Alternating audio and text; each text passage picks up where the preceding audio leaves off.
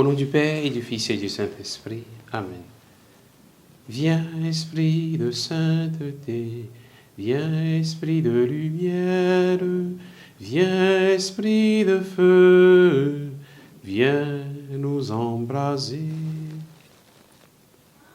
Évangile de Jésus-Christ selon saint Matthieu.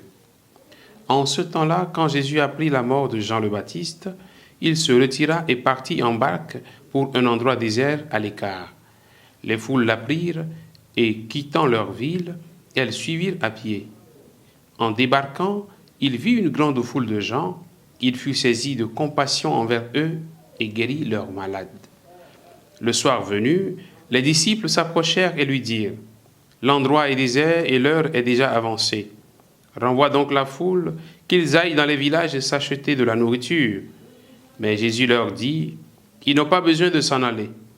Donnez-leur vous-même à manger. » Alors, ils lui disent : « Nous n'avons là que 5 pains et 2 poissons. » Jésus dit : « Apportez-les-moi. » Puis, ordonnant à la foule de s'asseoir sur l'herbe, il prit les 5 pains et les 2 poissons, et levant les yeux au ciel, il prononça la bénédiction, il rompit les pains, il les donna aux disciples, et les disciples les donnèrent à la foule. Ils mangèrent tous, et ils furent rassasiés. On ramassa les morceaux qui restaient, cela faisait 12 paniers pleins. Ceux qui avaient mangé étaient environ 5000, sans compter les femmes et les enfants. Acclamons la parole de Dieu. Louange à toi, Seigneur Jésus. Bien-aimés de Dieu, frères et sœurs en Christ, nous sommes aujourd'hui le lundi 4 août et c'est la fête de Saint Jean-Marie Vianney, patron des prêtres. Il est le modèle des prêtres et je nous demande à nous tous de prier pour tous les prêtres que nous connaissons, ceux qui nous ont baptisés, ceux qui nous accompagnent, ceux qui célèbrent les sacrements pour nous chaque jour. Je voudrais également en ce jour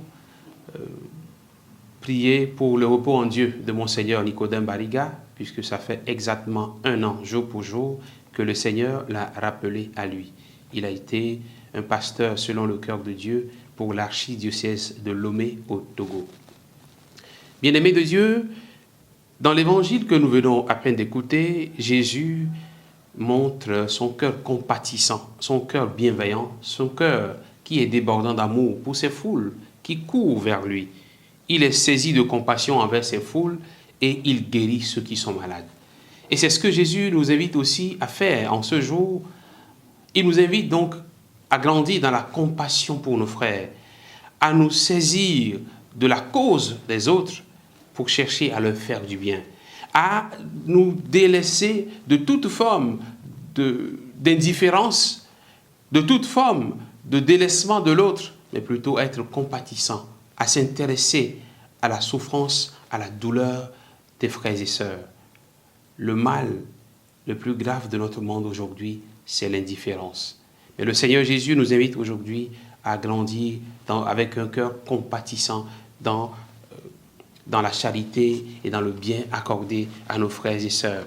Il continue en disant aux disciples : donnez-leur vous-même à manger. Les disciples se plaignent, ils sont trop nombreux, où est-ce qu'on va trouver de la nourriture pour tout ce monde-là? Il dit : donnez-leur vous-même à manger.